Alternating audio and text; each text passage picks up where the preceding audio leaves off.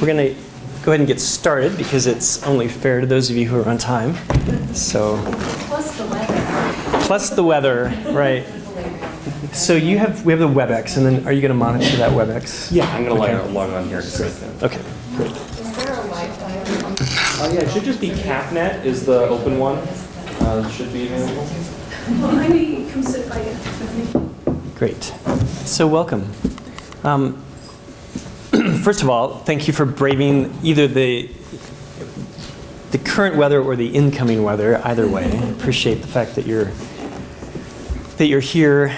I also appreciate your time because it's quite the gift. I'm going to kind of walk through, but you have an agenda in front of you for today's meeting. One of the best things about this committee is it has a very short lifespan. By statute, it's two meetings. Your task we'll talk about is specific and nicely limited. So I appreciate your willingness to serve in that capacity. Of course, that doesn't mean you can't be a part of the whole process, and we'll talk about the whole process. But at least for this committee work, you have a two-meeting requirement. So what I'd love to do, first of all, is just welcome you. My name is Robert Austin, the K-12 Social Studies Specialist at the State Board of Education. I feel like I have pretty much the coolest job on the planet. And I have really fond memories of elementary social studies. You know, there's a new Pompeii exhibit right now down at the Leonardo, and I remember learning about Pompeii when I was in third grade, and actually Mrs. Verkota, my third grade teacher, had us make reports, and I had to report, and I pulled up information from National Geographic and learned how to present and speak and give a report about Pompeii, and doing so learned that there was this whole part of the world called Italy, and that there were amazing scientists who could figure stuff out even before the US was even here, and just amazing stories. So I hope that as we think about social studies, and we think particularly about K-6 social studies, we think about replicating those kinds of great experiences that you all had in your early grades, I hope, as we move forward. So what I'd love for you to do is, we have some people who are going to be joining us virtually, which is great, and we'll have them, I'll give them a heads up to introduce themselves, either in writing as well, so we can share who they are. So I'd love for you to just go around and introduce yourself. Well, actually, why don't you just say your name first? We'll come back to other things in a second, but if you'll just say who you are so everybody knows names, that'd be great. My name is Brenda Vial. Thank you, Brenda. Kathy Wilson, Kathy, is it with a C or a K? with a K. With a K. The correct way, is that it? All right. Yeah, correctly. Great. Wendy Hart. Wendy, thank you. Allison Finch. Janae Wilson. Janae, Tiffany Smith. Tiffany, Stephen Kamisi. Stephen, Brianna Jetter. Brianna, Wendy Adsett. and Wendy. Great. And I know that Peggy had emailed to say she was going to be joining us. Are there other people on the I WebEx? was going to say, I'm going to have to move spots because I don't have internet from this corner, apparently. We're in a dead zone here, so. It was it's like I found it over there when I was messing around with it, Okay. but when I set up my stuff over here, it's just- All right, I can so I might just go. That's okay. he'll find it. So this is Brian, I've my only been badgering you all with emails for the last couple weeks. Brian is my able assistant. So awesome, thank you. So you are Austin then? I'm Robert. Austin. Right. Yep. All right, so let's just quickly talk about the agenda for today. We're going to do a little bit more of introduction here in a moment. Then I'll describe the purpose and the goal for the meeting, the kind of the process and timelines for revising standards, and the very explicit and transparent and long-term with multiple entry points in terms of making sure that people get to have their say in terms of the standards that we create for students. It's the beauty of public education, is that we're all in this together. So that's part of what we do. We'll talk about the committee purpose. I'll talk a little bit about standards versus curriculum, because I think for those of you who are not actively in the education community, it's sometimes can be confusing about, well, where's the line? So we'll talk about that. We're going to look a little bit at some current research, but I really want to give you the bulk of your time this morning is going to be digging into text. We ask kids to do that. We need you to do that. We need you to look at, and we've got hard copies. You're certainly welcome to use your computers, look on whatever notes you already have. That we have the existing standards in K2 and the existing standards in 3.6. And we will be looking at those, reading those, write all over them, whatever you'd like. The point is that as you look at them and you think about the kinds of ways we've tried to frame the standards revision process in terms of a couple of the documents that we're going to share with you, that you think about what's there that's good, what might need work, what needs to go away from your perspective. And the honest reality is this, the Standards Review Committee is truly a standards review. You review the standards, and if this committee says, they're good, we stop. I have other things I could do other than work on revising the social studies standards.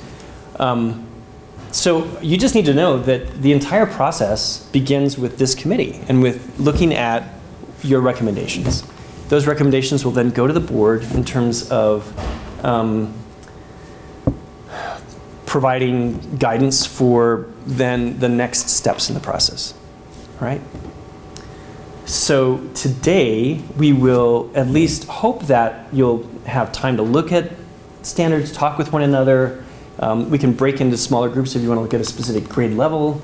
And then we will begin with overarching initial recommendations, hopefully drafting some guidance, and then plan our next meeting, figure out what the timing of that will be, when's that going to work best for people, and any other information you need between this meeting and the next meeting, so that when you come for that final meeting, you can give recommendations that you feel really good about, okay? So what questions do you have about today's agenda? Yeah. So somewhere in there, I assume you're addressing what are we judging it against? Is that a part of? Yeah, that's a part of it. We're going to look at two documents. We're going to look at standards, a standards document that talks about the marginalization of social studies in the elementary grades and some of the impacts, because we're very concerned that there's not a lot of instructional time devoted to social studies. So the honest reality is that part of me is like, okay, we're going to go through all of this work, but if we're not teaching it, then why don't we just all go have breakfast somewhere? I mean, right? So what I'm hopeful is that if this committee then recommends a revision process, that it will then be able to couple that with an increased emphasis on why we should be teaching more social studies in the elementary grades. So there's that piece. Yeah. So Allison had a good comment about how much are we governed by the national? I mean, do we have to put their stuff in there, or are we completely independent? Yeah, we're not governed by any national agenda. So we don't have to put anything in there to meet national criteria? No. No. Okay, good. It's different than the math, say, that's tied to federal government funds for Common Core or things like that. Right. Mm-hmm. Yeah, I mean, funding, I wish there was some money for social studies, right? I mean, it'd be a nice first world problem to have, but no. I mean, the short answer is Utah standards in social studies are created by Utah standards, people who come together and say, here's what we want, here's what's best for kids, period. Thank you. You know? Now, does that mean that we might like steal an idea from Idaho? You know? Well, yeah. Nobody wants to ring that bell. Right. I mean, you know, it's absurd to think that there aren't great ideas in blue states or red states. I mean, you know what I mean? That's not the point. The point is that it's still a process where we are the masters of our own destiny in terms of writing the standards. And the state board is very adamant about that, and has been. We've only had, just so you know, a little background, we've only had actually state standards since 1984. So before that, it was even more locally controlled in terms of what one district may decide, what another district may decide. The only reason we have state standards is, from my perspective, it seems like then you can kind of crowdsource some really great ideas. And you have economy of scale in terms of professional learning that is applicable not only to teachers in Alpine, but also teachers in, you know, Salt Lake District if they ever want to drive south into Utah County, right? It also helps with our mobile society because people are so, I mean, you have, Sure. I know that's one of the biggest concerns that I came across with social studies was that all the different local ways of teaching it and different, so I remember those things. Yeah, great. Okay, so what other questions? One of the things that I like to do is I like to say, what other questions do you have? Because it sends the message that of course you have questions. And rather than saying, do you have any questions? It's like, what other questions do you have? And I encourage that especially with classroom teachers, to continually remind students that questions and questioning and wondering, that's what social studies is all about, right? How did we get here? Where are we going? What's the best way to form a community? What's the best way to ensure that people are safe and happy? And you know, those are wonderful questions for students to wonder about. And they can wonder about it in early grades or later grades. So that's the plan. And then, so our final meeting, when we set it, and that may be one of our most difficult tasks, is finding the date, right? Thank goodness for Doodle, right? Is that we'll then have recommendations that we will then present to the board. Now, I will present those recommendations to the board, but you're certainly welcome to participate in that. You'll see the written report that we create that will go to the board. So I just want you to reiterate with this process is there is no reason to not think about all the entry points people can have, stakeholders, parents, community members, to kind of make this really, I hope, beautiful thing together, okay?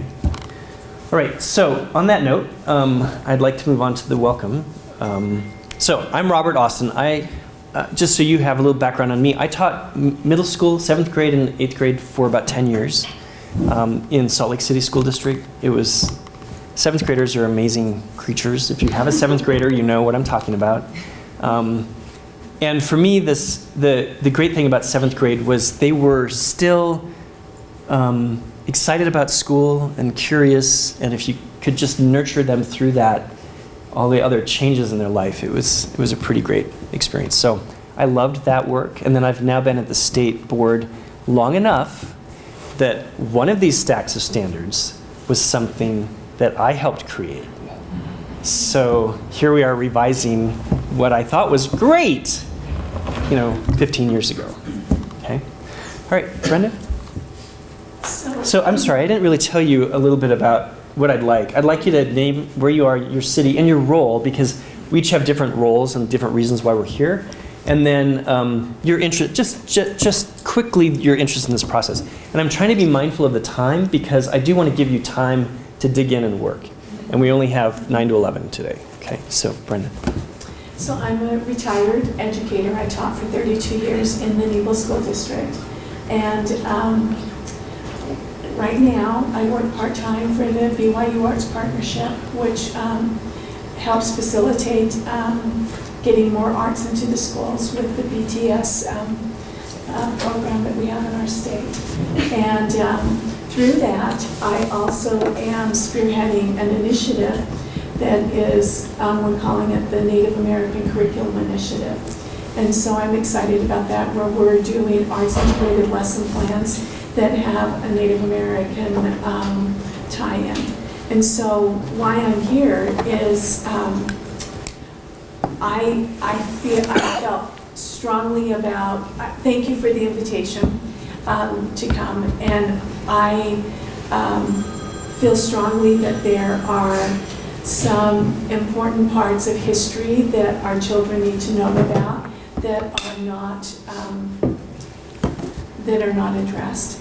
And though the social studies standards are great because I taught them, I still feel like there is so much more that we can do to help children see things through multiple perspectives. And if there is one place in the curriculum that allows for multiple perspectives and voices that are diverse, it's in social studies. And so I am really interested in seeing our social studies standards become something that is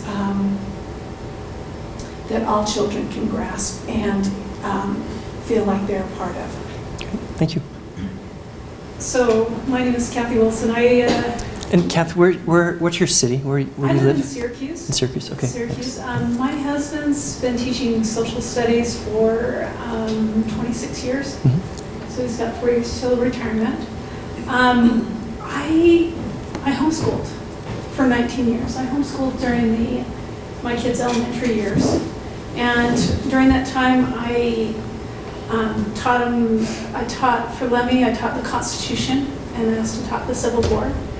And I've been the director of Patriot Camp for the last 7 years. My kids are in junior high at Legacy and also at Clearfield High. And then my 3 oldest, 2 of them went on to get really good scholarships. And my daughter's about ready to graduate from the nursing program. So my kids have been very successful in school. Both my sons have got 4.0s last semester, but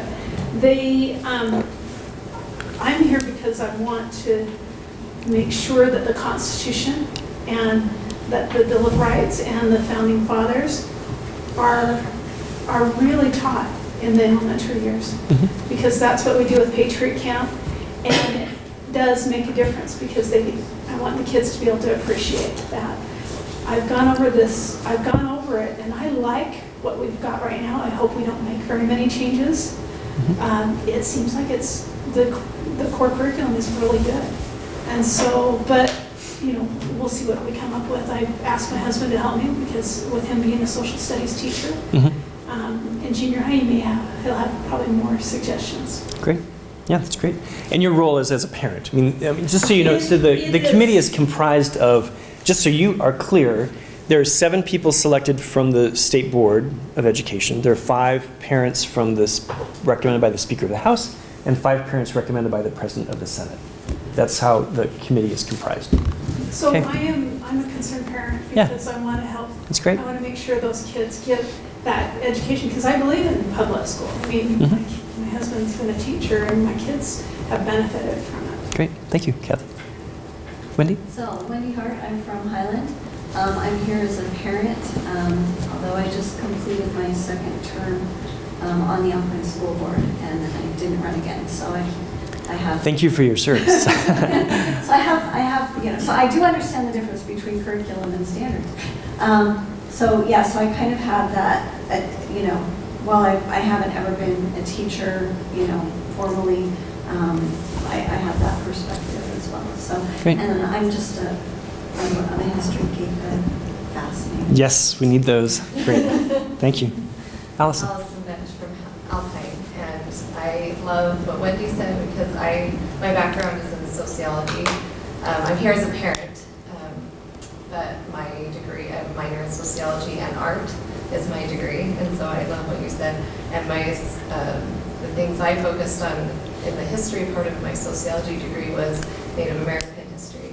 So I love that, and I wish that there was more. I think that that's very important because it's part of our history as a nation and the world. And I think I would love to just see, I do agree also with Kathy that I think the standards are really great, the core. I just want to make sure there's what we do come of the make of it is that it's the best things are in there. So that my concern is more, do the teachers have time to teach it? So I know that we can make this beautiful thing, like you said, but hopefully people can teach it and the kids can learn. And Wendy had a comment about trying to get it earlier for the children so that we can start those constitutional ideas and history early. Thanks.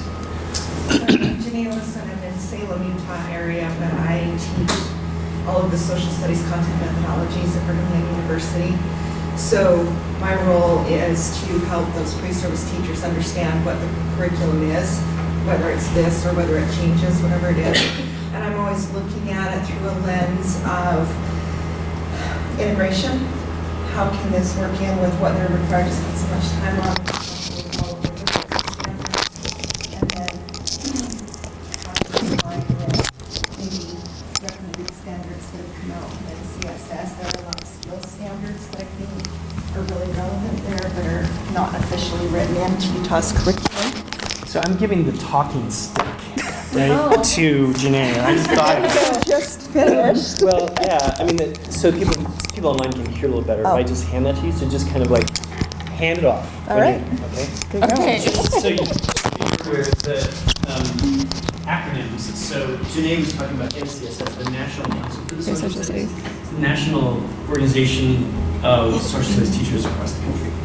And there is a general consensus. I didn't do too much of that in terms of background, in terms of some of the things we want kids to be able to do, like sourcing of information. For example, like, you know, when mom sends my mother will send an email saying, "Did you know?" and ... I'm like, Mom, source your information. That's not true. So that's the skill set we're trying to teach students. So now that I've handed the talking stick off, I'm going to shut up. All right, I'm Tiffany Smith, and I'm from Bountiful, and I'm a parent that was invited by a member of the Senate committee. Anyway, and my background is I have a master's in education, but it was higher ed and policy and leadership, so that's kind of the perspective I'm bringing. I also worked with the state board years ago, before marriage and children happened, with the state board doing the curriculum for the Governor's Olympic and Music Education program. So that's a little bit of curriculum background that I've had, and I really am excited to learn more about this specific area. I've got a sister who teaches AP Geography and Human Geography, and so I've had great brainstorming sessions of things she'd like to have come to her by the time they get to that point. So I think this is going to be a great learning and hearty discussion. I've already loved the comments that Tiffany. I have a 27-year-old down to a 9-year-old. So I have 6. My youngest 2 are 4th and 6th grade. So I have experience just in the trenches, right? Building the Play-Doh maps to whatever else you were doing. So that's my. And how old are yours? I have My kids, 14 and 4. That's wow. And how about yours, kids? So we all pretty much. We're all there in the trenches. Right. I'm Stephen Canisia, and I'm a professor at Utah State University, associate professor, and social studies is my area of expertise. And I teach the elementary social studies courses, so there at Utah State. My interest, I do a lot of writing about making standards more inclusive. So that's something that I look at, and also I'm very interested in inquiry-based, types of things. So that's kind of what I'm looking at as I approach this. My name is Brianna Jubber. I'm from Murray. I'm a parent. I have 5 kids, ages 12 to 3. So in the trenches a little bit, not in the teenage trenches yet, but we're looking forward to that. We're sorry.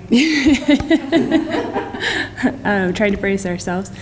I have always been very interested in the school system, the procedures, the processes, political processes. I just have had so many little kids for so long.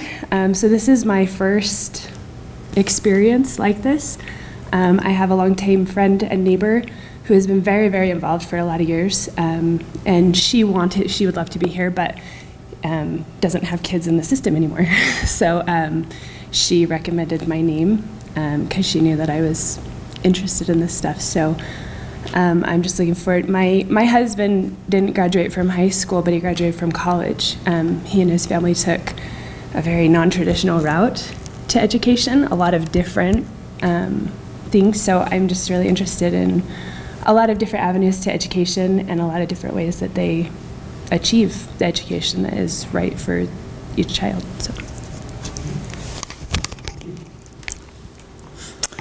So I am a parent, but I'm not here as a parent member.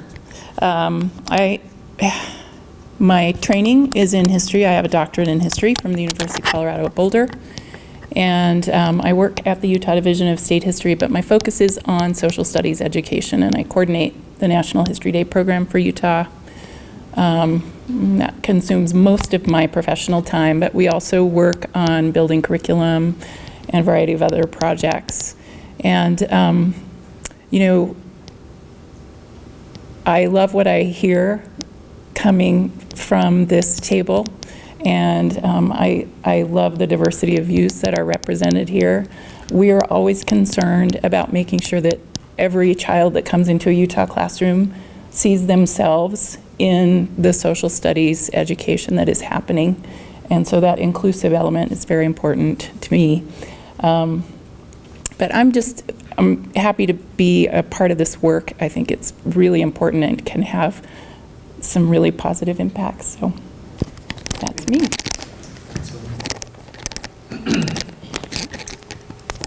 Brian, do we have folks on WebEx that are you able to? I'm struggling with my computers, but I'm seeing that we have Deborah Palmer, Christine, Peggy, Tammy Jensen, and RPSCE. That might be. Yeah, I don't know. We can kind of do the math. Is there a chat available, or anyone there that wants to introduce themselves? Brian, if you want to just read that, or. Mine's just like technology. Right. Technology is a beautiful thing when it works, but. Nobody at the moment. Okay. Great. So yeah, if we can just keep monitoring that, make sure that their voices are heard when they. That's part of the challenge and joy of distance. But we wanted to make that option open. We've got this whole meeting's being recorded, so you can have access to that if you wanted to go back and remind yourself of something that was said. All right. So in the interest of kind of keeping things going, let me talk very briefly about the process for the standards. This entire process is easily available on the USBE website. At any point, you can just search for it. You just type in standards process, you're going to see this. But essentially, a review is triggered by a calendar. There's a calendar of when should standards be up for review. And you'll see that the social studies standards, the existing elementary standards, have not been revised significantly for a number of years. So that's why we're up. Our time is up. So there was a board approval for the standards review, which means that then a committee is created. So the standards review members were identified. We're at step 4 now. So we have now these 2 meetings that will be held. Then we report out. If the committee agrees that there needs to be a significant revision of the standards, then that recommendation is given to the board. The board may say, nope, we're not. I mean, for whatever reason, they may decide it's too expensive or it's not the right time. That's not for us to, I mean, we can certainly advocate, but we have no control over that. There's a lot of life that's all about the serenity prayer, right? You know, especially when you're teaching 7th graders. So, then the USB process continues with, then a writing committee is organized, draft standards are then created that are ready for release. Then there's a 90-day public review of those standards. From that review comes yet another revised draft with the compilation of all of the comments that were made. Then the full board looks at the reviewed draft and makes a decision if they like the revisions that were created from the 90-day public review and the revision. Then there's a final draft review. And then we begin this concept of an implementation plan and of trying to then actually make them happen in the classroom. So as you can tell, this is government work. And as Churchill says, democracy is the worst form of government. I'm paraphrasing, but democracy is the worst form of government ever created, with the exception of every other form of government, right? And so this is a rightfully tedious, with all due deliberation process to make sure that we get finally what's created is the best possible. Any questions about that, about the process? What was number 5? I missed it. We report to the board. Oh, our report. Yep. Okay, thanks. Yep. You know, we must be doing something right. Did we get the second smartest state in the union? And Idaho got almost last. So, Well, I don't want to publicly say anything about Idaho here, but It is being recorded after all. exactly, that's right. I just read something that Utah is one of the smartest states, so we must be doing something right with our children. And so, It may be that we're the youngest state and that's why it's the smartest, because as I get older, I get dumber. I don't know about the rest of you, but okay. So this is yes, Brian, we've got a comment. We have a comment online from Peggy McCandless. Great, so Robert, can you give us a short history on when over time the elementary standards have been revised? For example, the current standards were adopted in 2009. What about before 2009? The process. Sure. So I can tell you that the existing standards for 3.6, here's interesting. I don't really know. Well, I know why, but I'll explain this. For a number of years, we actually had something called a K2 integrated curriculum. So kindergarten, first grade, and second grade was integrated. The concept was a kindergarten teacher is going to have this set of standards, and it has all kinds of ideas from history and health and math, but all integrated into one document. And so we revised in 2005 grades 3 through 6 because they were a standalone document. After then, the integrated curriculum dissipated, and instead individual disciplinary standards were created for K2, which is where the later K2 document of 2009 came about for the K2 standards. Okay, so 3.6 was in 2005. And the funny thing about, the sad thing about like archiving this is that when we get new standards, our first task is to get rid of all the old stuff so there's no confusion about what the old standards were. And so I could probably not lay my hands on standards from 1989, for example, or 1993, or whenever they were beforehand, which is horrible as historians. And I hope the state archivists are, they better be in the state archives, right? So, okay, so I hope that helps Peggy with the answer to that question. Thank you for keeping your eye on that. Tiffany. And so when you say there's the time that ticked, so is it every 10 years then? Is that the? So then so the question, I'm just going to repeat that for the folks online. the question is, so, like, what's the process? So the process is just about every 7 years or so is a kind of a revision process. Now, it may be that something comes up where people feel like they're compelled that this isn't working, we need to go back and fix something, right? Then that might happen. The board might step in. I've never seen us hew to that timeline through changes in boards, but the existing timeline is on the website, and it dictates that in about 7 years, these standards that we're working on, so if you want to hang around, will be up for revision again, at least for consideration. I just was curious because with all the technology and how fast information is flying and Yeah. resources, it's just nice to know how frequent. Right. Yeah. The other thing is, the plan is that in the 7 years, that at that point, the standards will not be K6, or a K6 revision, it'll be a K12 revision. And so then we'll be able to like just do a whole vertical alignment conversation about how do all of these work together. The beautiful thing is, I think I'll be retiring right about then. So, just saying. Here's the Standards Review Committee objective in statute, just so you're aware. Okay, so your charge is to submit to the state board comments and recommendations for revision of the core standards for Utah Public Schools. And among the criteria, the Standards Review Committee shall consider when reviewing the core standards for Utah Public Schools, and then I put in the whether they, just to make some sense of it, whether they are giving students an adequate foundation to successfully pursue college, technical education, a career, or other life pursuits. That's the charge that you have.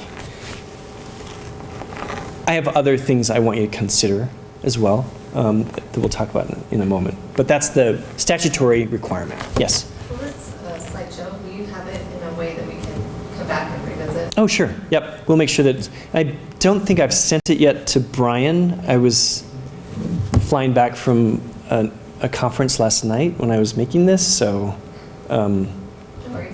yeah, we'll get it to you. You bet. So let me talk a little bit about standards versus curriculum, just so you're clear.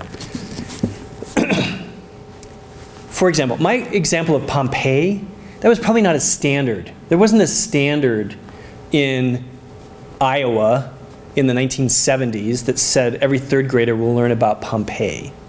The standard was probably students will identify an issue of interest to them and create a report, or something like that, right? And then it's up to the teacher to design the curriculum that they think is going to really be interesting to that student and to get to that point. So standards identify the basic knowledge, skills, and competencies that each student is expected to acquire or master as the student advances through the public education system. So knowledge, but also skills and competencies. The skills piece, there then are ways to embed skills into a standard that will reinforce the skills you want, okay? And we'll talk about that in a bit. The other goal is that they increase in depth and complexity from year to year and focus on consistent and continual progress within and between grade levels and courses. Oh, that it would be so, right? I mean, it really is a lovely aspirational goal to have that kind of march. Now, the interesting thing in social studies is the social studies standards at this time are kind of predicated on a vision of something called expanding horizons, right? Many states across the country have that same vision, and it kind of helps with then being able to get like fifth grade U.S. history textbooks, because everybody's like teaching U.S. history in 5th grade. And so the concept is you start small and you move out as the child's developmental processes develop. They can learn more about their local community. They can then see that connection in their state, and then in their nation, and then in their world. And that's how Utah's standards are created at this point. There's no magic to that. It's a nice way to organize things. It's certainly something for you to consider in terms of whether that's the kind of way you want it. And it doesn't mean that a kindergarten, first grader, second grader couldn't begin to understand more about the world and their connection to it, or their connection to the community or to the nation. But it's kind of an organizing frame, okay? Curriculum is the materials, the individual lessons, the units, all of the kinds of things that a teacher says, oh, you know what? Kids will really understand X if we do this, this, and this. That's not what we do here. That's not the work of the Standards Committee. That's what teachers do with their districts. They may make decisions about that. We certainly can make recommendations about some really good curriculum that's really cool and encourages it. That's where, We Shall Remain and the materials have been created specifically with the American Indian culture can come in and be useful. But a standard that says students will examine native life and look at continuity and change over time, for example, that's a standard that then there are many then ways that a teacher can decide how best to meet that, right? So that's where local control fits in. There's all kinds of other choices there. We've had a significant change in the difference between the old standards and what is now consistently occurring in Utah standards, and that's that we've simplified things down to strands and standards. You'll notice in some of these documents there'll be like an standard and then an objective and then an indicator, and teachers didn't know whether the indicators were something they had to teach or what. We just cleaned a lot of that up. Strands and standards are two terms that are used. So strands, they represent significant areas of learning. And that significant area of learning within the content area. So there might be a whole strand about number sense in mathematics and about multiplication, or what does it mean to multiply stuff. In social studies, the strands are often time periods or concepts of physical or human geography or sociological concepts or thematic principles, how do current events relate to our work. Okay, so that's the strand. Very often in social studies, you'll see chronology as the kind of the piece for it. In geography classes, it's kind of a more thematic or regional sometimes. Then within each strand are standards. And this is an interesting next sentence. A standard is an articulation of the demonstrated proficiency to be obtained. And that's also a significant shift, I think, from the days of yore, in that we're really trying to be more explicit about the skill set. And one way we do that is by articulating that within the standard. You don't just say, I'm covering the Civil War. What? A, how do you assess that? B, what are you selecting? Right? So the standard is going to be something more specific about students will craft an argument about why the Civil War was a seminal event in American history. So then there's a skill, a demonstration of proficiency within that standard. But the teacher still has lots and lots of choices about the curriculum that they're going to use to reach that standard. So think of standards as kind of like these big boulders on the road, or if you're making fences, like the fence post that you drill in, you say, bang, this is the strand that we're going to tie everything to. The standards are connected to that, but the lessons are, if you think about boulders and little pebbles, the pebbles build up the concept in the standards. And I'm certain our methods teachers are much better at describing and helping kids understand, because the first thing you do as your classroom teacher is you're like, oh, I need to teach this, and you hit that wall of, well, how do I do that? How do I teach this amazing story in a way that is going to be comprehensible to to students. All right, so that's what we're up to. Just so you're aware, in social studies, when we talk about social studies, we're talking about history, right? I mean, that's the first thing that comes to mind very often is history. It's the elephant in the room. It's the gorilla of the disciplines, okay? But what are other social studies disciplines? Geography. So kids need to know where they are. They need to know scale. They need to know how their community fits into history, but also what are the geographic forces that are at work in the future. We also have civics or political science as a piece of the disciplines, and economics, also referred to as the dismal science, okay? But students need to know economics. They need to understand how things work, and scarcity, and opportunity cost, and all sorts of concepts around economic disparities, and you name it. Then we have other disciplines, but these are the four that are kind of like, they're the ones, right? So I'm sorry about your sociology background because I'm not bolding you here. But think about anthropology and the connections there to archaeology, for example, in this state. And my gosh, the riches we have in this, it's a international treasure trove of anthropological and archaeological resources that students should know about. Psychology. Why do people suddenly think that they need to all own this thing or buy that thing? So psychology can really have fascinating impacts on all the other disciplines as well. And then sociology. I'm not judging sociology, okay? And the reality is that whenever anybody talks about community and how it is that you create culture and community, that these other disciplines are there. They just don't give their due, but they are just rich and embedded, okay? Yeah? If anything, those already fit into what's there, the history part especially.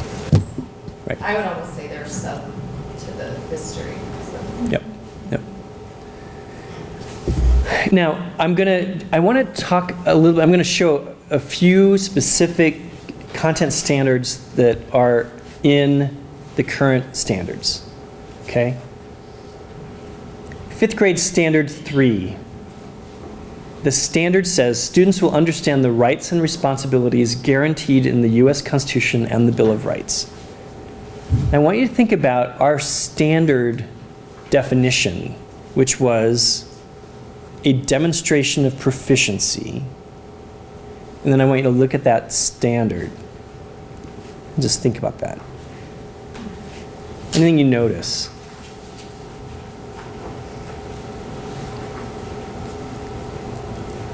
Understand. Yeah. We'll understand.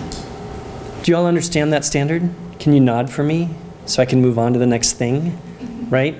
I mean, that's the reality is that I'm not trying to game the system here in terms of your recommendations, but what I want to point out to you is that the current standards for 3.6, as beautifully intended as they are, it's very hard to assess students will understand the rights and responsibilities without some kind of demonstration of that proficiency. Now, the reality is that the objectives and indicators then do dig in a little bit to kind of explain what that really means. But that's what the clarity that we're trying to get to is to just clean that all up so you don't have to dig farther to figure out, well, how the heck would kids actually show that they understand the rights and responsibilities, okay? The 3rd grade standard, students will understand cultural factors that shape a community. Again, do you see? But here's a standard in 1st grade. Students will describe the economic choices people make to meet their basic economic needs. So there's, at least there's a little something, right, they'll describe. Now this is also a 1st grade standard. Currently, another thing to think about is whether that makes sense for a 6-year-old, right? Maybe they can do some of these things, and they probably can do some deeper thinking. I mean, I want you to remember that we really expect a lot. We know that kids are capable of doing some really cool thinking when they're 5 years old, right? Listen, Linda, right? When she when this kid is able to explain and craft an argument. Kids can craft an argument about all sorts of reasons why they don't have to go to bed yet, because they're brilliant. And so but we just need to kind of think about that as we look at the standards. Lots of things to kind of percolate in our brains, okay? Please. Just a quick question of you. So we'll make recommendations and then a different committee will get together to write. Right. And they will include educational specialists in those age groups. Yes. And there will be lots of feedback with those second grade teachers out in the trenches to say, oh, my kids, you know what, my kids could do that, right? I hadn't thought of that. They can do that. They do that all the time, but I had never seen that written in the standard. I'm not going to focus on the negative. I'm just going to say, yes, kids can, okay? Right? Now, here's a couple things that I want to share with you. One is this, a document that came out recently that gets at some of the issues that we're facing, which is, and I was going to move the image on that PowerPoint over just beyond the margins a little bit, but I decided that you didn't do that literal to understand the marginalization of social studies.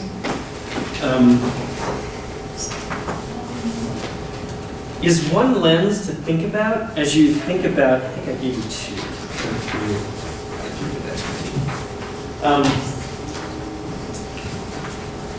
Because the main points here with this document, and those people who are listening online, if you were to just Google, because I don't think I sent you this link, but if you were to just Google the marginalization of social studies, this is the first image that pops up. And this graphic, this infographic, we've been talking a lot about the marginalization of social studies for a long time, and then what we did is we made it into a picture, and suddenly people are like, whoa! So sometimes pictures matter. So you'll see that we've lost instructional time, the big 44% reduction of instructional time. I've been to a number of elementary schools across the state where I don't see social studies ever on the daily schedule. I don't see social studies, or if it is, it's like a couple times a week, and then it's, well, we just didn't have time today, so that's a major issue. But what I thought that this document was instructive in that it's looking at and thinking about how does social studies prepare students for college, career, and civic life? How does good social studies instruction help kids understand how the world works and get civically engaged? So when Brianna says, yeah, I'm going to step up and come to a meeting, that sounds like, there are a lot of other things you could be doing today, but you're here, right? That's about somebody at some point talked to you about the importance of civic life, right?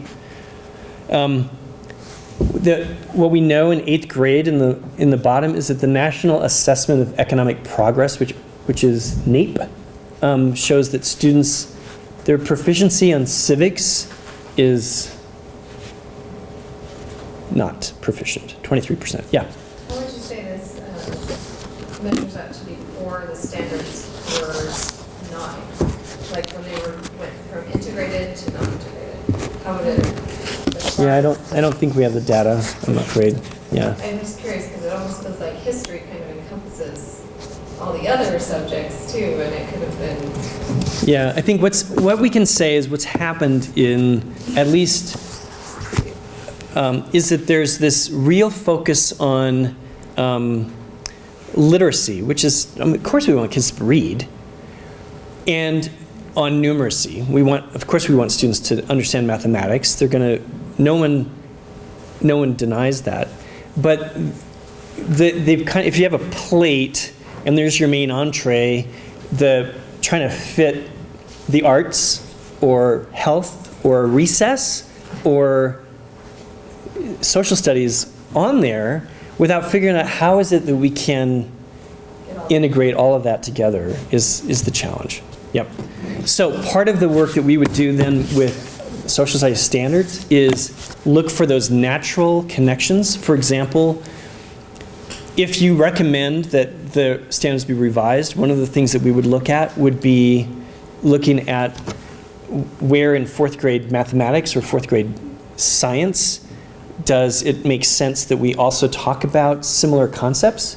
For example, there may be economics concepts that are all about multiplication that might work exactly at the same time that you're looking at that mathematics skill. And you may be talking about water and erosion and the water cycle.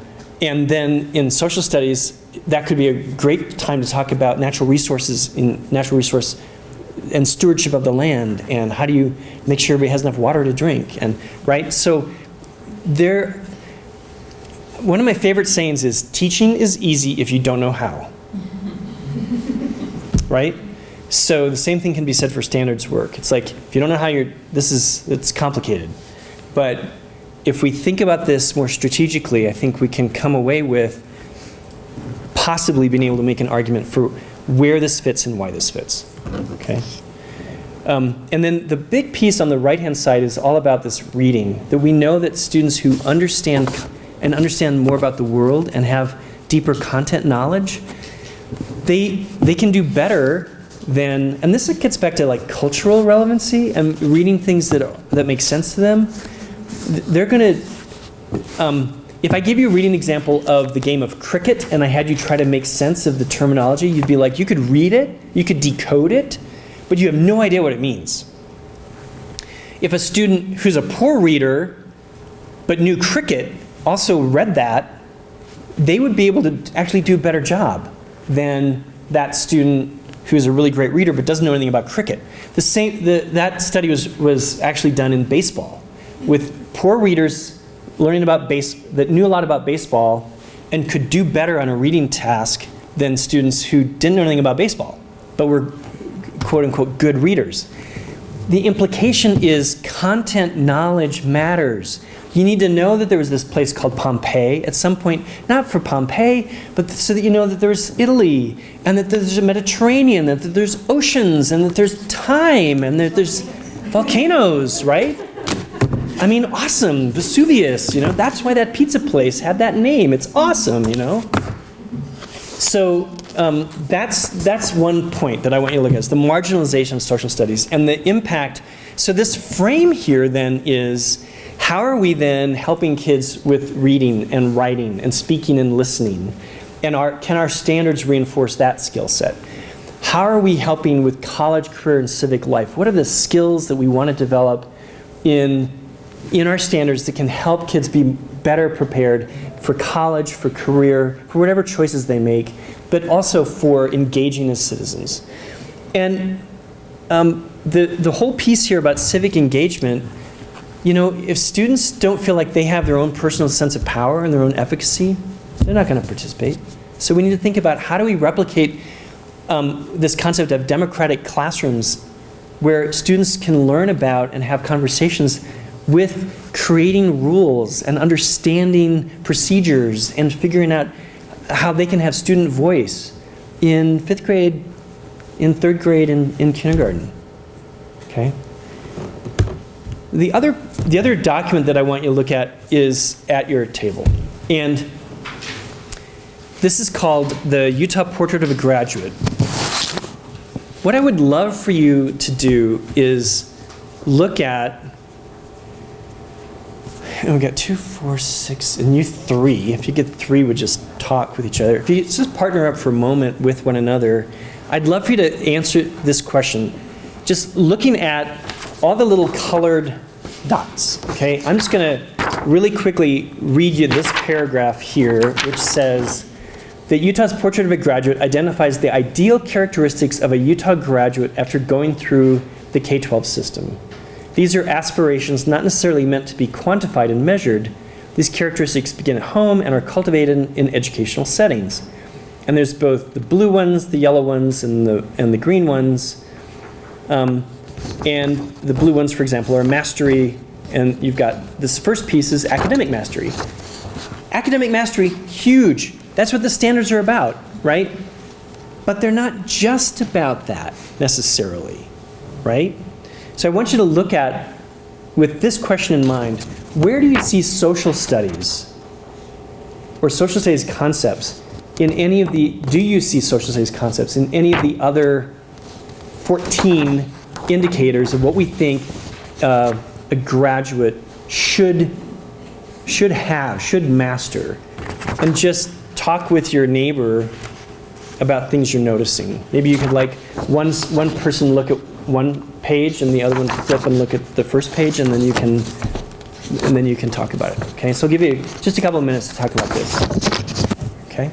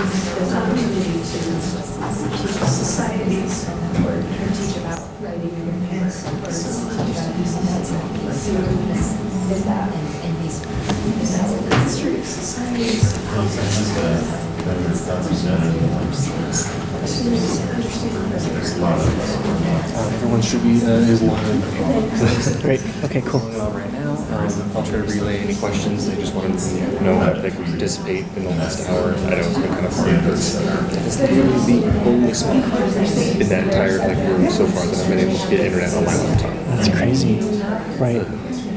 I mean, the way they can participate in the last bit is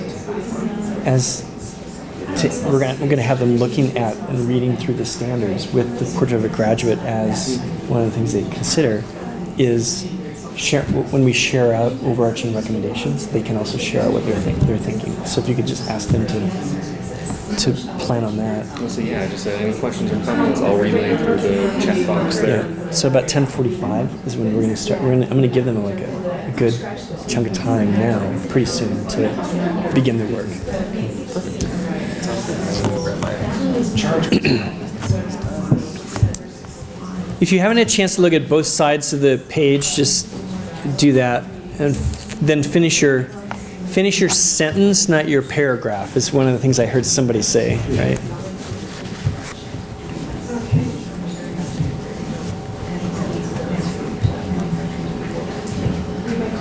question is that something we should recommend?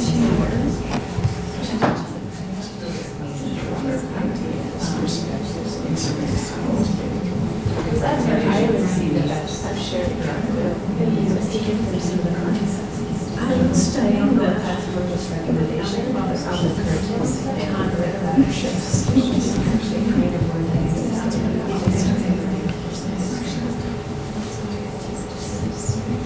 Yeah, it was just a certain level of specificity so that we can have the assessment. It's just a matter of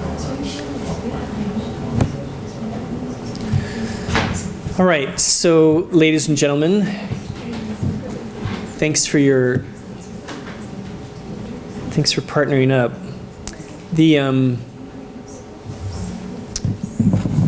I had somebody say that sometimes the hardest thing to do in a group is to get people to talk to one another, and then the second hardest thing is getting them to not talk to one another. So thanks for that. So what did you notice about what the board, the Utah State Board of Education is saying, this is the end goal. If we begin with the end in mind, and students graduate from K-12 system, these are the attributes that we want these students to have, the ideal characteristics. What do you notice about social studies' role in those characteristics? Yeah. I think it's in all of those things, but I think that the main focus should be on the academic mastery, because then all of the other things are going to come in line after that. Because once you understand history and the stories from history, and they're in the context of when they happened, and with all the other things with science and math and all of that too, I think that's where these communication comes in, and you can ask questions and the kids learn to critically think and see how that happened and what led to that war. And I think that all the other things come in, but I think that I almost think it's almost too many things that the state board has as their focus, where the focus should be academics. Okay. Other insights?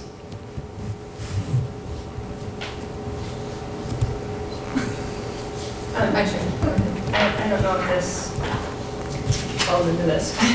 I noticed as going through the two different sets of standards for the grade levels, interestingly enough, at the young age of K through 2, they have the economic standard, the financial literacy. And it seems like that was kind of just dropped in 3rd through 6th. You may have missed it, but I didn't see a lot of the financial development as they get older and actually have to deal with. And one of the board standards is their civic, financial, and economic literacy, and I feel like that's struggling. So I think it's, they have these, what they want, but they cannot be expected to have that mastery after a 2nd grade level of financial development. And I'm sure it picks up again after 6th grade, but I thought it was interesting that did anybody see? Well, it's because I think what you were saying is the K2 was done after. There's no continuity to Right. me between these two sets in the grade levels. I shouldn't say no continuity, but we lost some of the continuity, I feel like. And so when we get to this, some of these standards, they're kind of a black hole. Yeah. Okay. Great. Yeah. I mean, the reality is that there was an emphasis in statute on trying to encourage economic and financial literacy K-12, but that was after the initial social studies standards were made in 2005. So that's a piece of it for sure in terms of what you noticed. The good news here is that if the idea, whatever happens, whatever recommendations you make, the vision is that K-6 wouldn't be separated, right? There would be a continuous document. Okay. Yeah. We liked this overall as a comprehensive picture of an end result, an end goal, meaning from K through 12, everything we're doing should be moving us to this. We looked at all the stuff in blue as the skills, the content that they should acquire across that 12 years span, but then also the yellow and the green as those ways of being and the implicit social studies things that are not often spelled out, but that create ways of being that we definitely want in there as our future citizens. Okay, thanks. All right, so the idea and the rationale for bringing this to you is obviously that because the vision of the state board on the other side talks specifically about students leading meaningful lives. It's not a bad goal.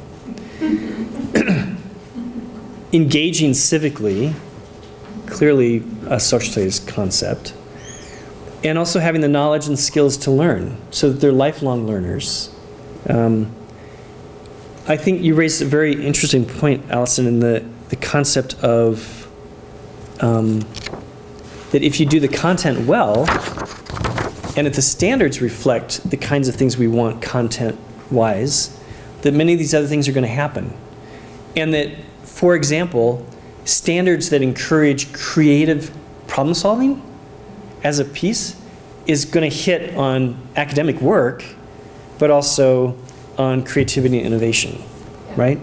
Or that if you're having students speak, read, write, and listen, that communication piece, if you embed some of those skills within the academic standard, of course, every historian reads, writes, speaks, and listens. Every geographer has to explain. That's what's maddening about science or STEM, a STEM focus. And I know this is being recorded, but I'm going to say this, that it's maddening to think that scientists and engineers don't also have a responsibility to think about the social implications for the research they're doing, or the all of their place in history, and also that those people don't have to learn how to communicate. And social studies classrooms are a great place to help explain that. Okay, so with these lenses of thinking about kind of where we want students to go and what we want them to be learning, and the disciplines that we have, I want to give you some time to dig into the existing standards documents, and just read and write and comment on them. And then we will come together again, but I want to give you some time to do that, okay? Can I ask a question? Please. So I'm really struggling with this line between the standards and the curriculum. Yeah. Because they're so integrated, right? Sure. Yeah. So would it be part of a standard to integrate another subject? For instance, when you're studying the Civil War, would it be appropriate in a standard to say, use this as an opportunity in English to teach about formatting thesis statements, to teach you how to write? You know what I mean? Yeah. Are we recommending ways for them to integrate, or like you were talking about the water cycle, to integrate that into science?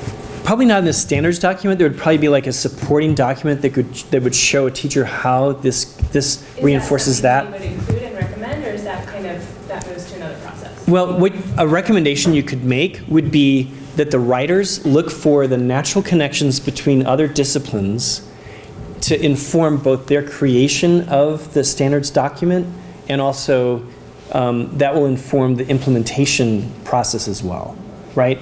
So if you're in fourth grade, we want those fourth grade writers to be looking at the fourth grade science, standards, arts, all of the kinds of ways where they can then think about, if we look at this topic, and then they wouldn't necessarily call out the specific English skill, but now I'm not saying you couldn't do that, but that's just not normal. It's not normally done that way. That's the other what thing, I'm asking is how far do we go in right. pushing that? The other challenge is it's got to be something that think about an elementary teacher and their day and what they face, plus the runny noses and right? And the fact that I don't know about you, but we've got some big class sizes, right? So within that, we also have to think about what's doable. I don't mean to set your goals low, but what's doable, what's readable for students, for teachers, as they kind of make those connections, and how do we then craft a document that is as user-friendly as possible.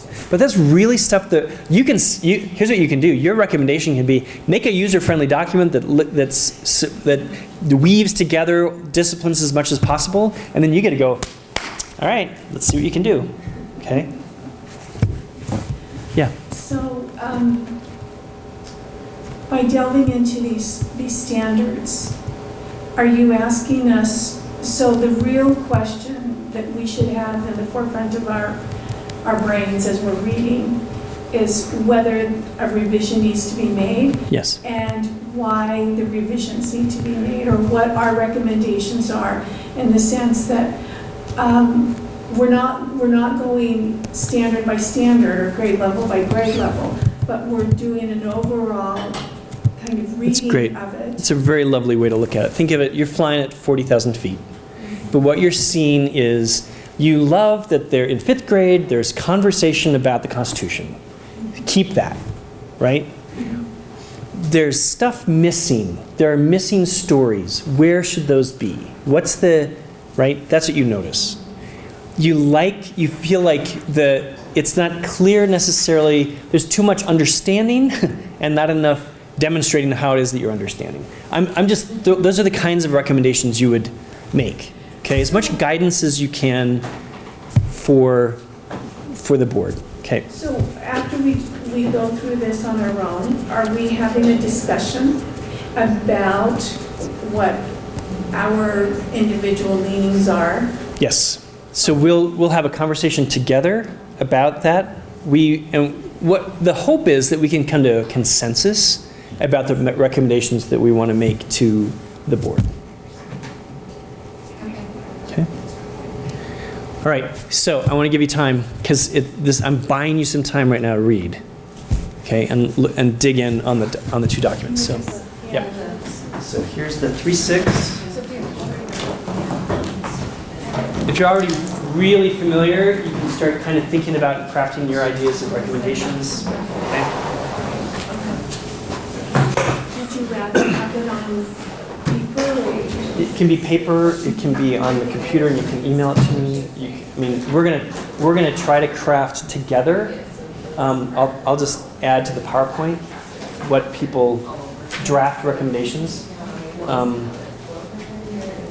But we'll do whatever process works for people. Okay.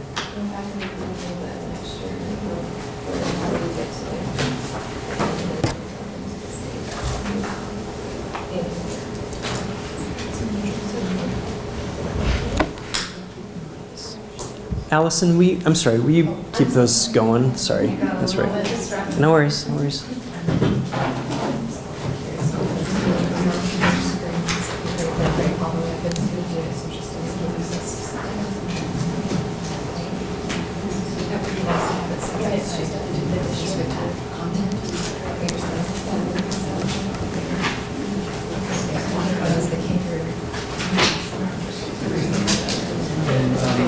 The sign-in sheet as well.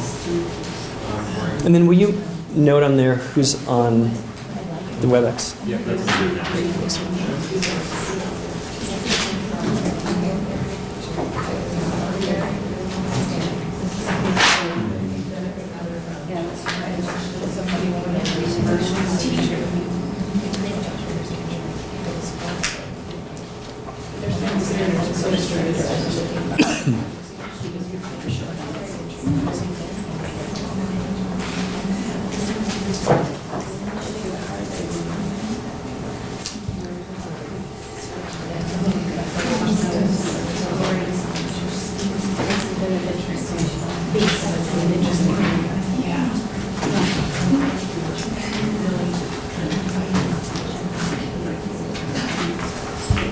So you can work with a partner, you can do this individually. The idea here is that you think about the the marginalization and what implications there are there.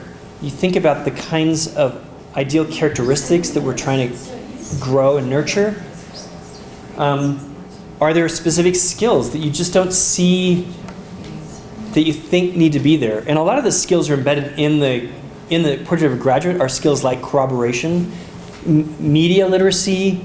There are things, inventions that have been made since 2005 that are nowhere in, I mean, so in terms of that media literacy piece, it could be a really important skill set that you may find. What's missing, what's there, what needs to go away, whatever general fly through. And I'll just give you like 20 minutes to just dig in. Okay?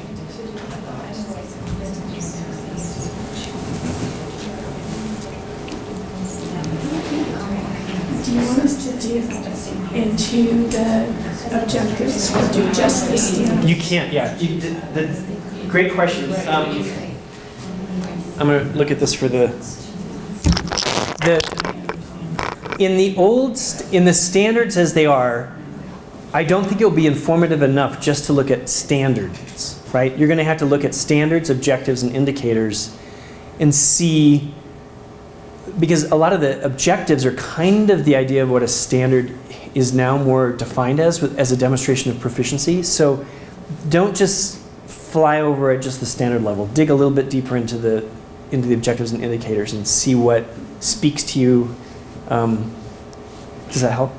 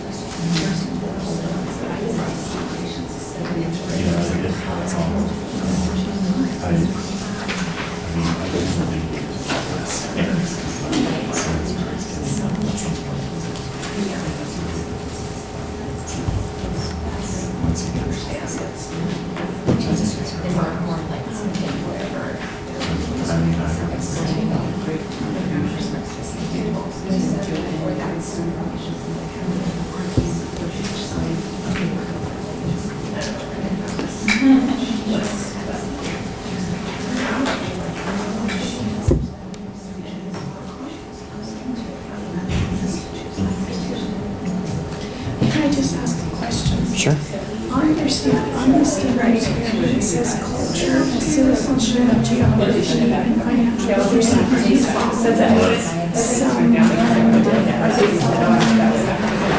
With the K2 was they decided let's have a strand that was a culture, a strand that was citizenship. So that was how they were. If you like that, great. If you think it's a little confusing, you can make that recommendation. You know what I mean? Can you tell me how this compares to national, Yeah, so like the NCSS. So the National Council of Social Studies thematic strands are things like continuity and changement. What are some things that so the kids learn about chronology, also understand why are some things continuing and why are some things more like essential questions that you're asking? They know dramatic strengths stuff. So they have, so the National Council of Resources has thematic ideas like culture. So there's causation. Systems of power and governance. Like who's got power, who governs why. When they made this standards, why, when the writers of these standards did they, when did they choose to identify all the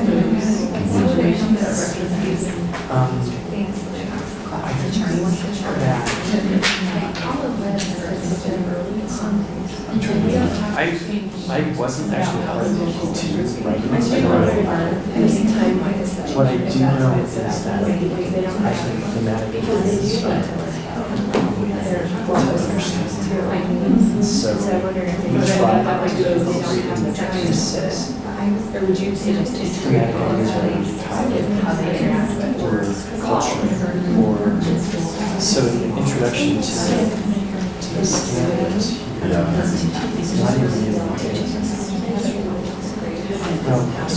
terms of how community and culture. So when we talk here about Because it's not very nice.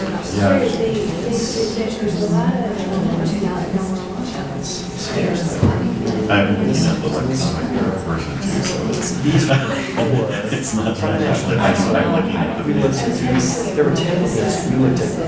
We have rights responsibilities, global connections, systems of governance, children's crime. We selected 4 out of 10. It's kind of a frame. And if you like that, great. If you think you're more like 10, they're cited here. So these are the 10 thematic ideas. And pretty much time tested.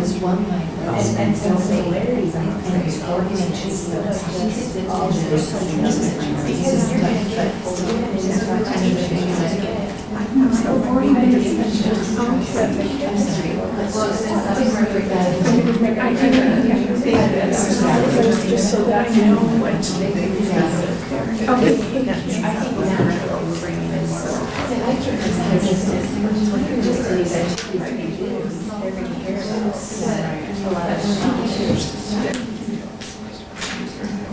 One of the things I'd like to see is more specificity.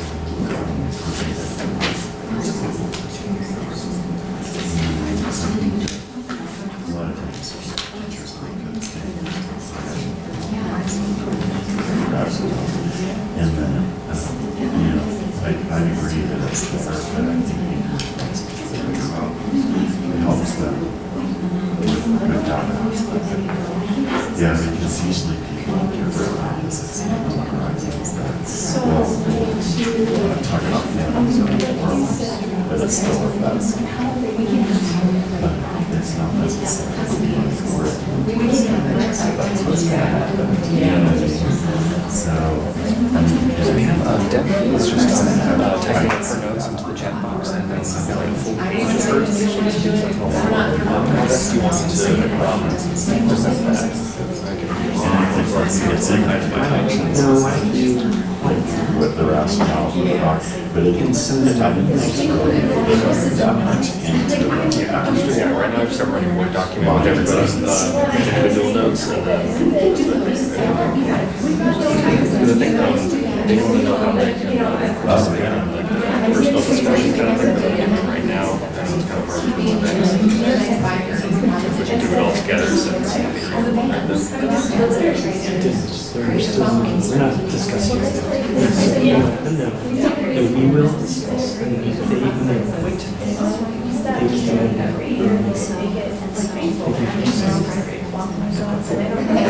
They otherwise, just either email me or I'll just drop it. So we'll consolidate all the notes and give it to you.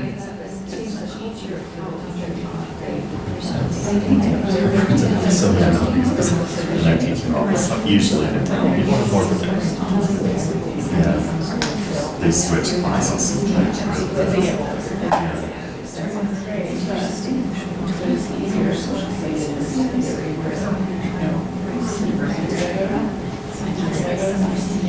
And then 16 becomes like 25, and then it's the 20 years of collaboration.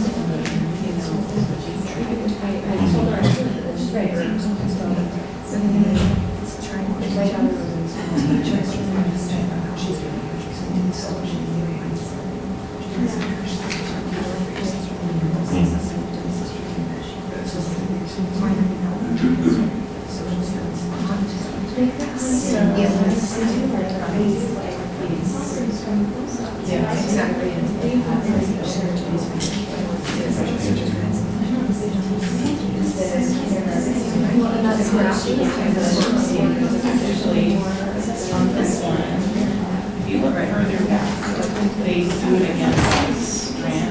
They put all the grades in Strand, and I really like using out that grade. It's nice to read.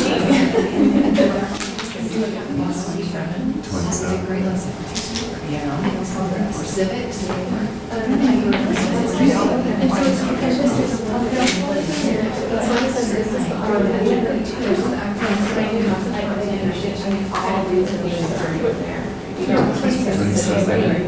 Oh, objective 2 in the left-hand column.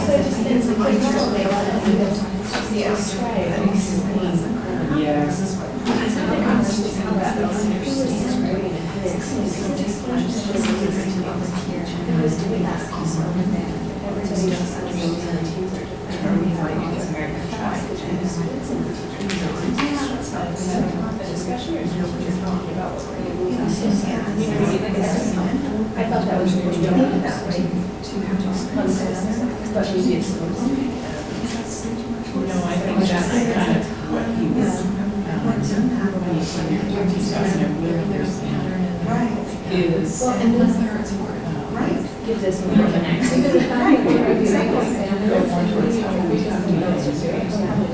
Rather than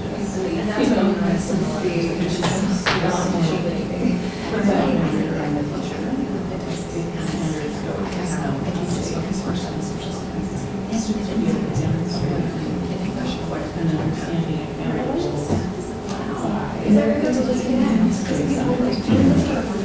it just pushes, takes a little bit of time.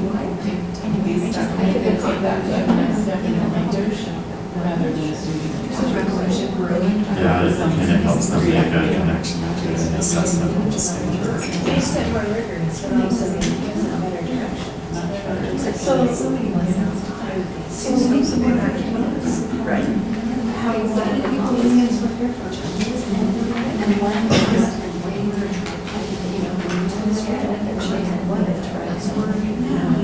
Just push a little further. But if you leave it, then everything else is, I'm sure that they'll get the help learners. But like, I got fit for it because they acted quickly, because I know what sessions and Spanish focused. Let's see, I was just willing to see what other thoughts I had. So I'm like, I would make format, make it simple, so you can look at it, you just know exactly where I just like a big advocate for it. And I just think it's always show. It was looking at how they revise now that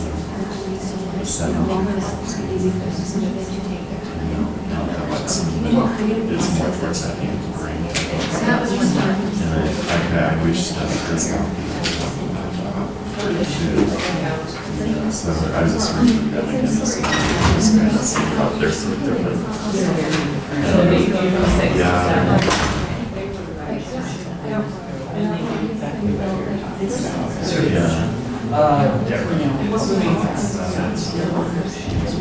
Yeah, so this one's engage in deliberative, collaborative, civil dialogue regarding historical correctness. Like they're actually doing things.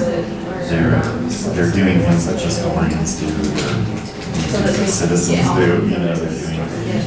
And there isn't much of that like component in the. Especially with the setters, you know, it's like, Yeah, because the format's so different. Yeah, it's different.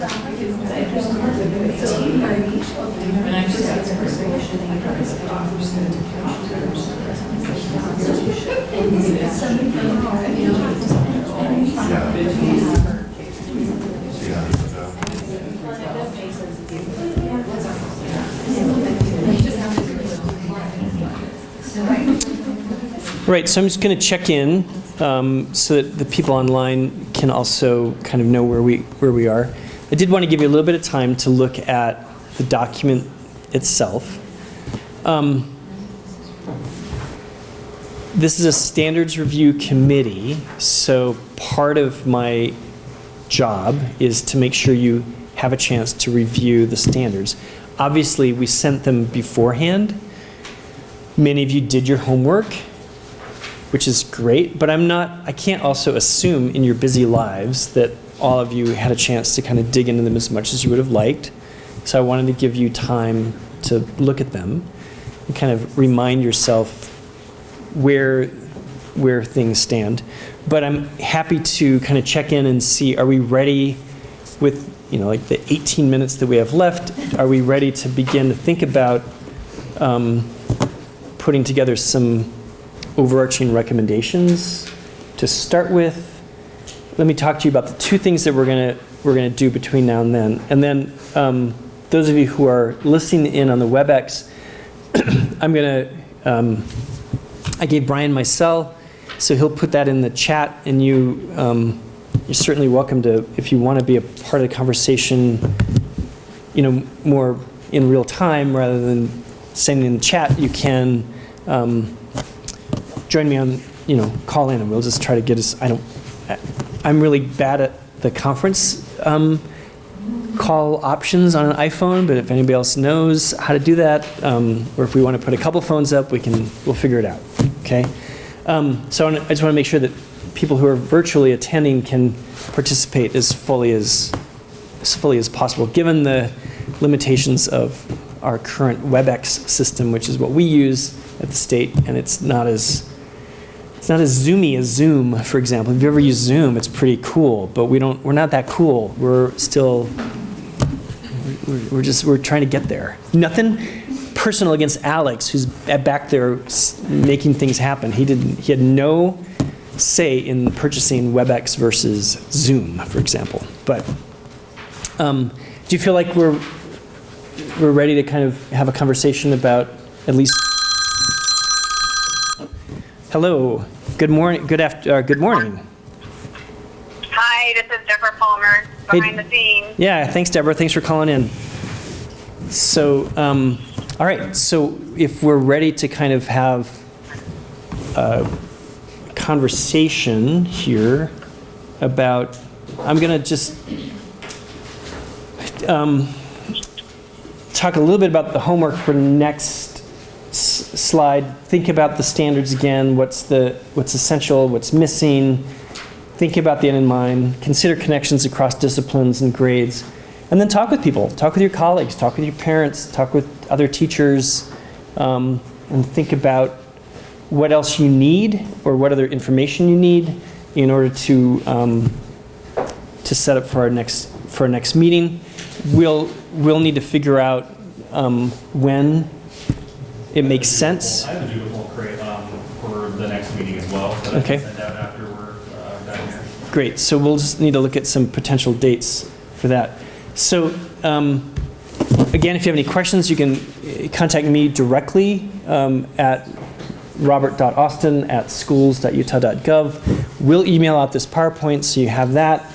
And I'm going to end the slideshow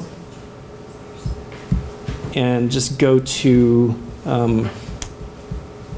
a Word doc. I just emailed you Deborah's notes as well. Okay, great. I may not have Wi-Fi yet. We'll see in a second, and then we'll make sure that Deborah's notes get included as well.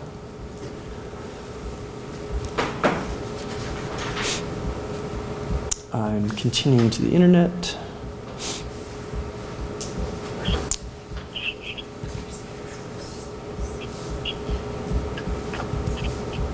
So let me look and see if...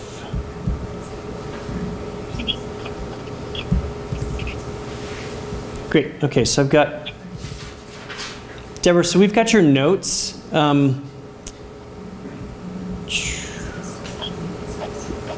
And I've got Peggy's question as well, and I'm going to go ahead and put both of those here into a document. Okay. All right. So, so Deborah, I've got all of your comments in the main doc at this point. Okay.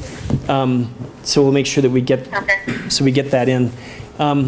Okay. So, we're just brainstorming right now. Just general thoughts that you want to put out. We've got Deborah's comments as well that we'll just, basically we're going to keep and kind of collect everything that people say, because at this point we're not editing anything. We're just going to put into this document comments, and then what you'll do between now and the next time is kind of say, oh yeah, I like that, that's a good point, that's, whatever. And then we'll come up with a consensus recommendation at the second meeting. Does that make sense to people? Okay. So will people be reviewing the notes that you prepare in order to decide what voting? I guess that's what consensus is like. Yeah. Would everyone be voting on the changes per se? Yeah. What we'll do is I'll just send everything that you write. So as committee members, if you have specific statements or that you want to share, other than what we talk about here collectively, we'll add all of that in to a document that we'll then send out to everyone on the committee.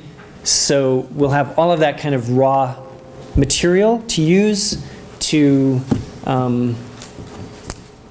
then come up with recommendations at the next meeting. Does that work for people? Okay. Okay. All right. So I'm sorry that my horrible screen is not showing. Was the end of your email the schools.utah.gov? Yep, schools.utah.gov. I don't...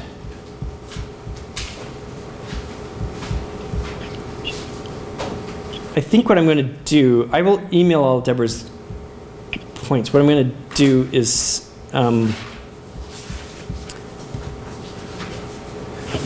because that's projecting, let's see, what's projecting now? No, I'm trying to figure out how I can get projecting up there. Are you doing it to the point?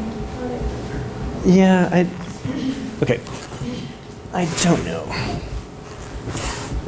If you put it on. If you have skills and want to come here, that'd be great, Tiffany, because I clearly don't have the skills. So, Oh, you probably. If you can't project it, now I it's can just just restarting. Oh, okay. talk about it. It's all right. Yeah, the computer's just restarting. So Brian, if you'll take notes, Brian will be taking notes. So we won't be able to project right now because my computer decided to patch just at this moment. So it's restarting and spinning. So once it restarts, we can do that. But in the meantime, yeah, let's just Brian will be able to kind of capture comments. She was going to explain. Yeah. So Deborah, do you want to start with kind of any general recommendation? Yes, I'm going to start in the middle of all my suggestions. On page 15 of the 3rd through 6th standards, are your pages numbered like mine? It's 5th grade standard 3, objective 1 on page 15. I was just suggesting to remove the word compound before constitutional republic, as that word has never been used before 2011. Actually, Madison used it once in Federalist 51, but it was for rhetoric purposes only.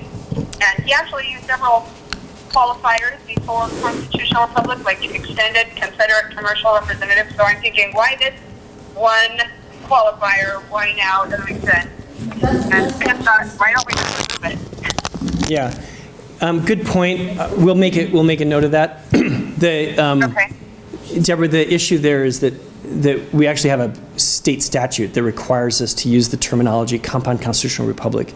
It was put into statute, so that's why the terminology was used. I think for most teachers will then teach about the concept of federalism, which is basically the concept. So there was somebody else tried to call in. So Brian, can you see? And then this is where I'm learning my skill set. So I need to know how to make a conference call on my iPhone. Does anybody know how to do that? You should be able to just add a call. Okay, it didn't give me that option. It said either hold and accept or, so whoever called, if you want to call back. I don't think you can do it from there. You would have to add the call and you call them. Okay, great. Okay, so Brian, if you'll get we'll figure that out. Or if somebody else wants to give their number and we have a couple phones, whatever works. So, all right. Okay, Deborah, I'm going to put you on hold for a second. Okay. And answer the other one, okay, really quick.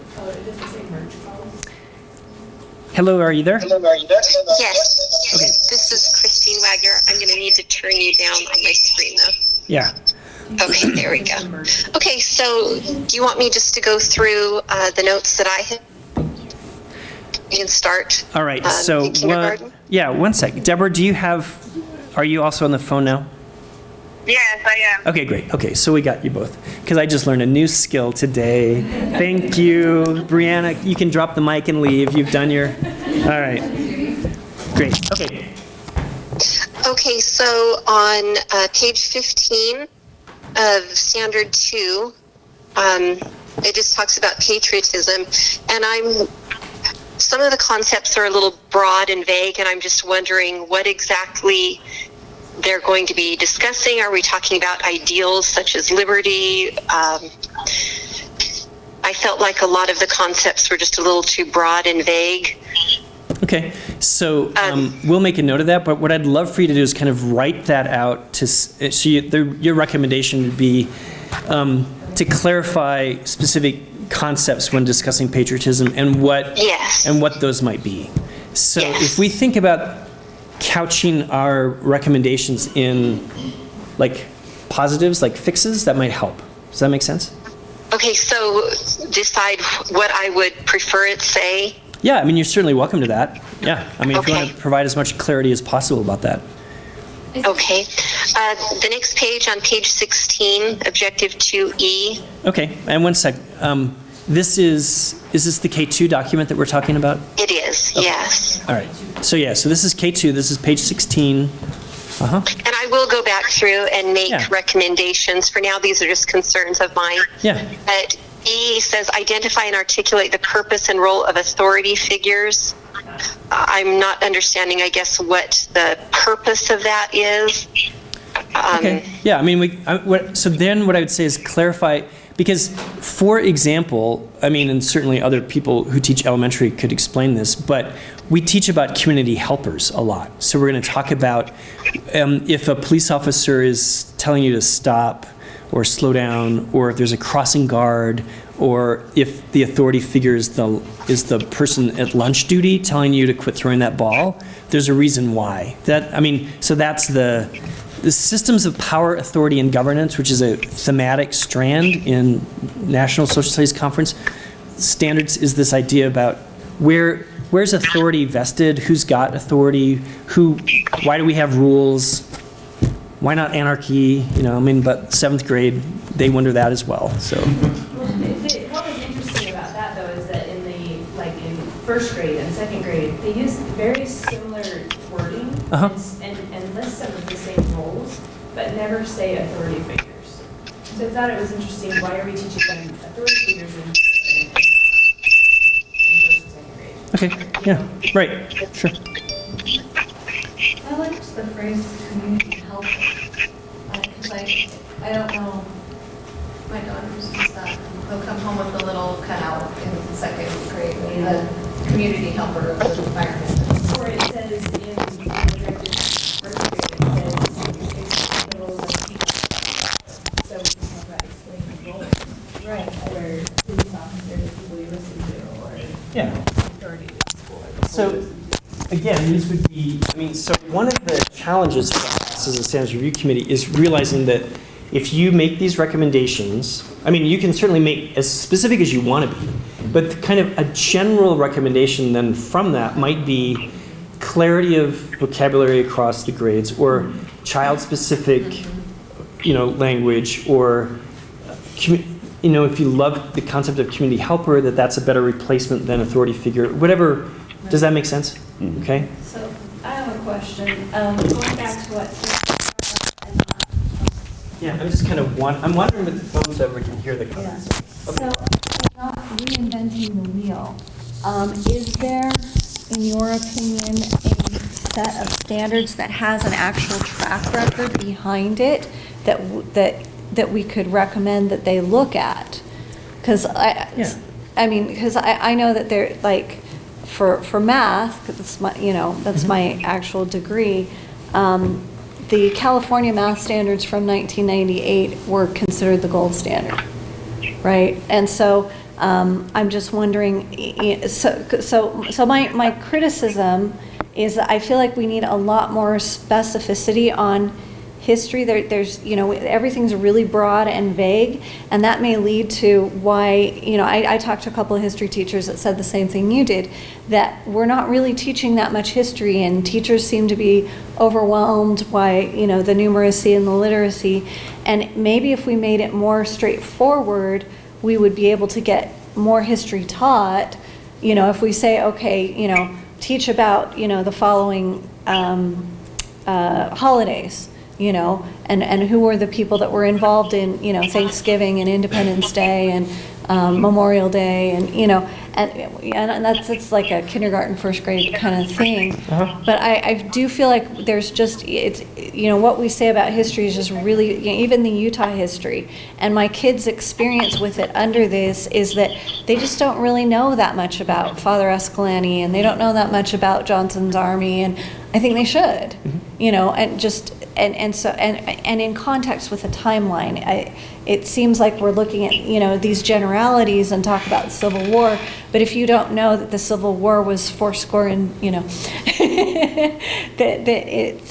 that you have to have that timeline as well. So I feel like we need more history. Okay, so another recommendation that you might be making would be for the writers to consider and look at standards that are out there that have a proven track record, Yes, right, yes. as other models. Sure. Yeah.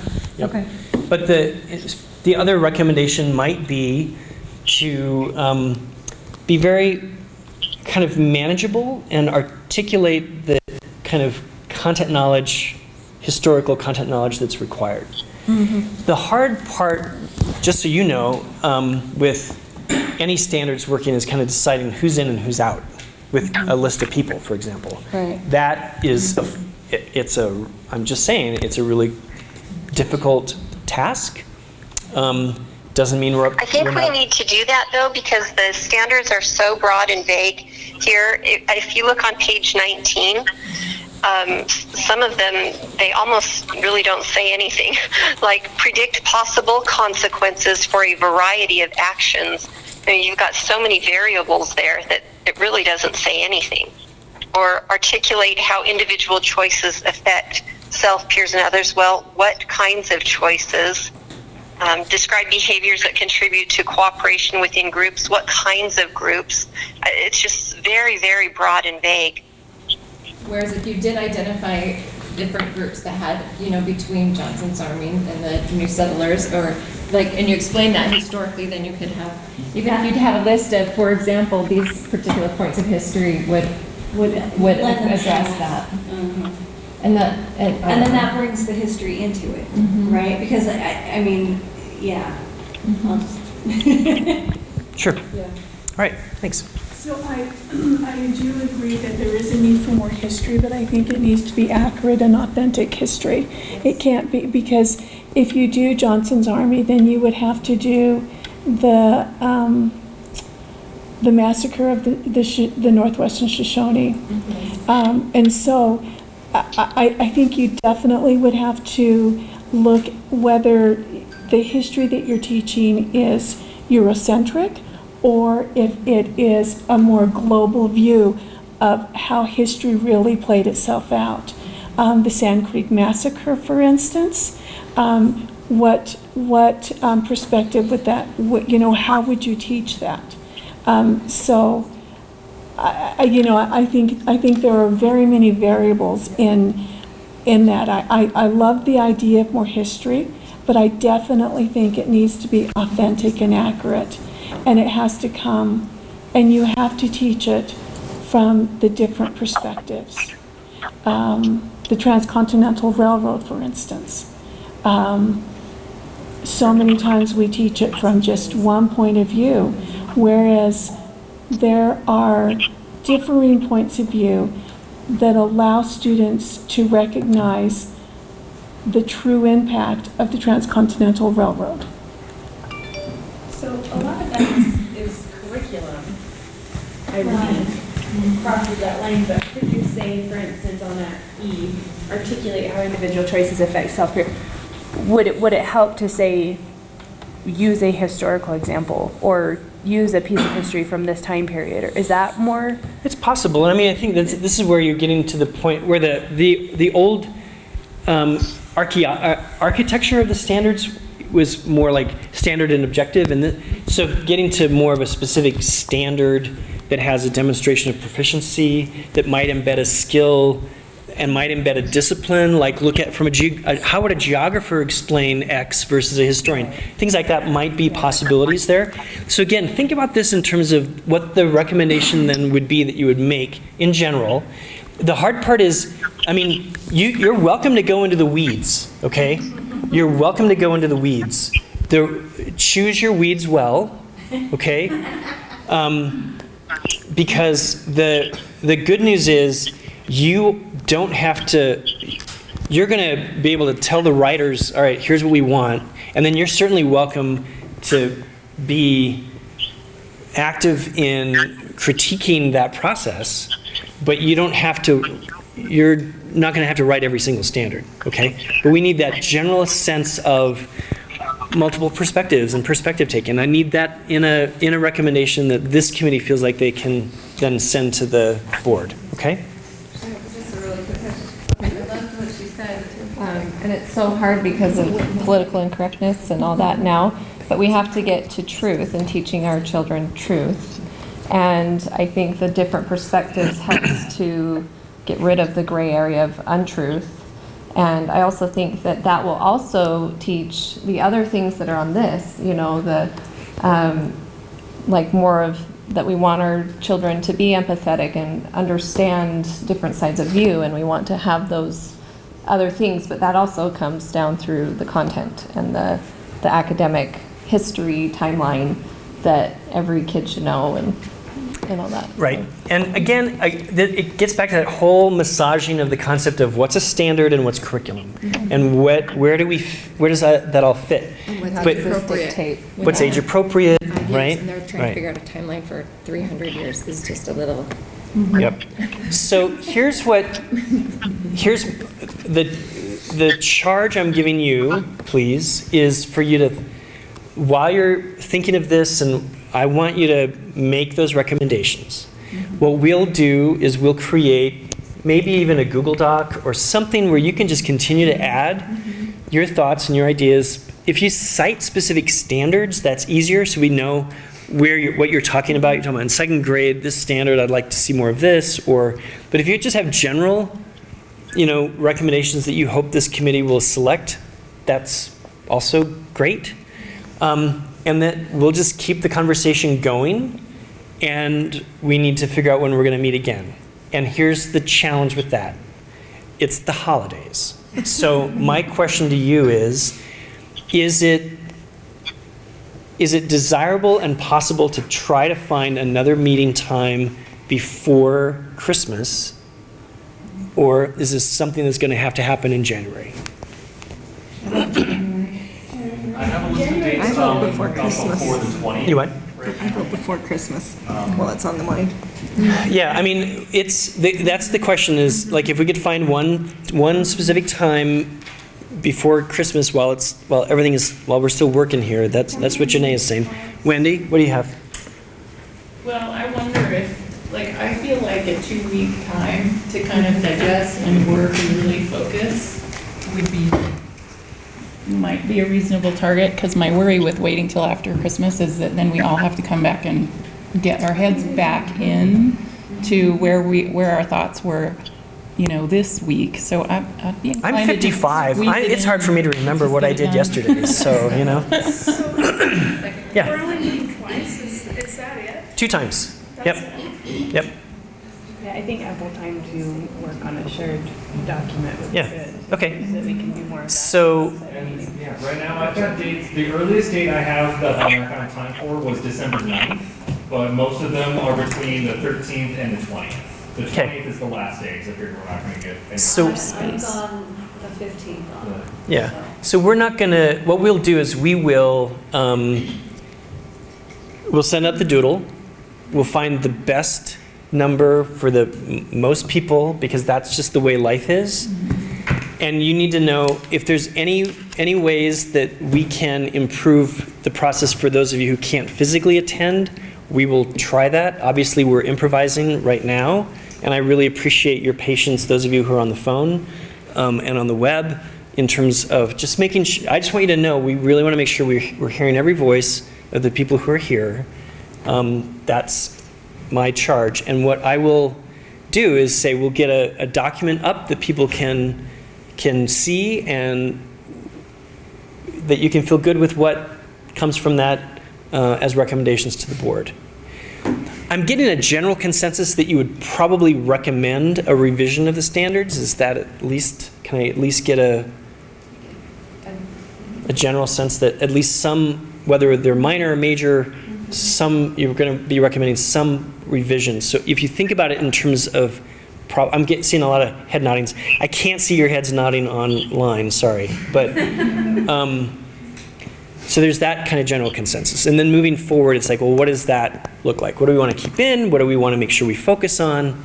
And then you just have to know that it's a complicated public process where you will have multiple entry points to continue to provide your feedback, regardless of the fact that this is a 2-meeting committee, okay? And I'm cognizant of the time. I want to make sure that we're finished, and I appreciate your willingness to talk to this point. So with any last comments, Wendy, did you have a comment? Okay. So, are we meeting till noon, or are we planning it? Is that when we're supposed, was it 9 to 11? 9 to 11. Oh, okay, I'm sorry. I Yep. thought it was 9. Would it be okay if we try and connect in between those 2 weeks? Oh, and sure. Try and discuss and do that? I'll Okay. set up a Google Doc that we can add all the ongoing list of notes and everything as well. Perfect. And I'll send that out with the doodle later today. Okay. Could we make, I don't know if anyone would mind, but could we Do you like to it? that Google Doc, add everybody's names, and then maybe you could initial what you add, or something like that, so that we can know and could maybe discuss it with? Or is that something we'll do in the next? You can use the Google Doc will do that for you if you use comments. Oh, yeah, the comment. Then it'll be clear. So, that's great. And then if you need more clarity, you can just email that person, or you can make that comment of, can you clarify this point, or however, right? Could you make 2 docs, make one for the K2 and one for the 3-6, so that we don't get our page number references? There you go. Right?